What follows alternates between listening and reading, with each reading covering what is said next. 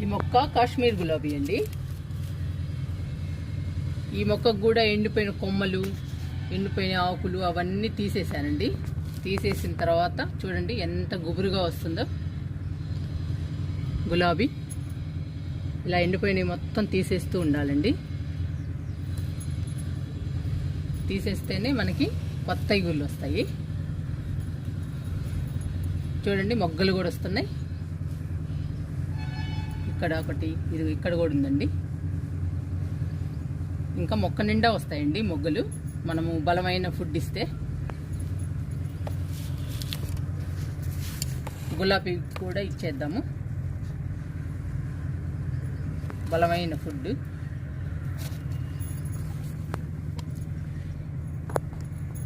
ఏ మొక్కలకైనా food పెడితేనేనండి, బలమైన food కానీ బలమైన లిక్విడ్స్, కంపోస్ట్లు ఇస్తూ ఉంటేనే